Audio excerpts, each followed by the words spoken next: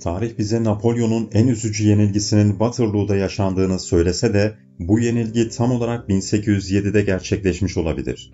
Waterloo'dan daha aşağılayıcı ne olabilir diye sorabilirsiniz. Napolyon'un en unutulmaz ve aşağılayıcı yenilgisi korkunç bir tavşan grubunun pençeleri arasında gerçekleşti. Fransa'nın 14 Haziran 1807'de Friedland Muharebesi'nde Rusya'yı yenmesiyle 4. Koalisyon Savaşı'na son verdi. Napolyon ve Rus Çarı 1. Alexander arasında 2 bölümden oluşan Tilsit Anlaşması'nın imzalanması 7 Temmuz'da tamamlandı. Fransız İmparatoru kendisi, Fransız ileri gelenleri ve önemli askeri yetkilileri için bir kutlama yapılması gerektiğine karar verdi. Kendisi gibi meşgul bir adam olan yetenekli Kurmay Başkanı Louis Alexander'ı açık havada öğle yemeğiyle birlikte bir günlük tavşan avı düzenlemesi için görevlendirdi. Her şeyi mütevazı bir şekilde yapan biri olmayan Alexander birkaç düzine tavşanla yetinmedi. Bunun unutulmaz bir olay olmasını istedi. Bu yüzden tavşan toplama işini biraz abarttı. Olayla ilgili kayıtlara göre birkaç yüz ila 3000 arasında tavşan toplamış. Her halükarda bir sürü tavşan vardı. Plan onları kafeslerinden çıkarmak ve kaçarken ateş etmekti. Atış günü her şey hazırdı. Alexander'ın adamları tüylü dostlarımızı açık ve oldukça geniş bir çimenlik alanın kenarlarına kafeslemişlerdi. Şimdi geriye kalan tek şey kafesleri açmaktı. İmparator ve avcı birliği yerlerini aldıktan sonra trompet çalındı.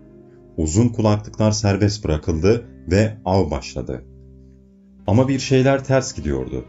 Avcılar tavşanların peşine düşmeye hazır bir şekilde 4 nala tarlaya doğru ilerlerken bir şeylerin ters gittiğini fark ettiler.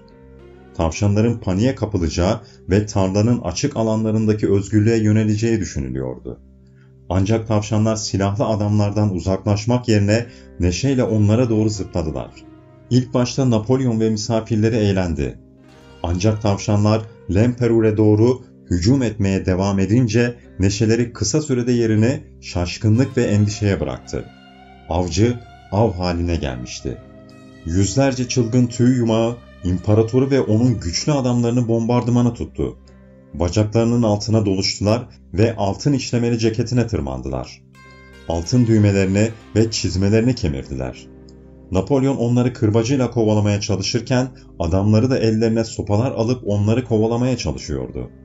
Arabacılar kuşatmayı korkutmak için kamçılarını şaklattılar. Ama tüylü küçük yaratıklar gelmeye devam etti.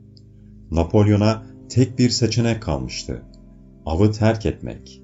Askerleri tavşanları, binek hayvanları, kırbaçlar ve sopalarla uzaklaştırmaya çalıştı. Bunun kazanamayacağı bir savaş olduğunu bilen Napolyon, kraliyet arabasının güvenli olacağını düşündüğü yere çekilerek aceleyle veda etti. Çılgın ve kabarık, küçük pamuk kuyruklar arkadan saldırmaya devam etti.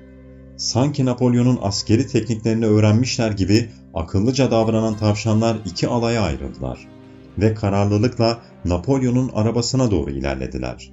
Arabacılar onları korkutmak için kırbaçlarını kullandılar ama nafile. Çok geçmeden tavşan sürüsü gerçekten de arabasına sıçradı. Saldırı ancak araba uzaklaştığında sona erdi. Ve rivayete göre Napolyon tavşanları kamerasının pencerelerinden dışarı fırlattı. İşte Napolyon bir başka savaşa kadar böyle yaşadı. Avrupa'ya hükmeden adam tavşanlarla savaşacak biri değildi. Napolyon tavşanlardan kaçmayı başarsa da tüylü küçük yaratıklar tarafından neredeyse yere serilmenin utancından asla kurtulamadı. Peki tam olarak ne yanlış gitti? Alexander tembeldi ve tavşanlarla ilgili her konuda cahildi. Tarladaki yabani tavşanları tedarik etmek yerine daha az emek gerektiren bir yol izlemeyi tercih etmişti. Alexander ve adamları muhteşem bir tavşan dizisi temin etmek için yerel çiftçilere başvurmuştu. Çekime hazır olmaları için tavşanları kafeslerine yerleştirirken bile fark etmediği şey çiftlik tavşanlarının evcil olduğuydu. Sonuç olarak tavşanlar Napolyon'u korkunç bir avcı olarak görmediler. Çiftlik tavşanları insanları bir besin kaynağı olarak görüyordu ve o gün henüz beslenmemişlerdi. Yabani tavşanlar gerçekten de ters yöne doğru kaçarlardı. Yani bu aç tavşanlar için akşam yemeği vaktiydi. Napolyon'u günün yemeğini getiren bir garson olarak görüyorlardı. Onlara göre imparator aslında dev bir marul başıydı. Çıtır çıtır havuçlar ve marullar gelmeyince yaratıklar biraz huysuzlandılar. Napolyon 1821'de sürgünde vefat etti. Muhtemelen hiç evcil hayvan beslememiştir.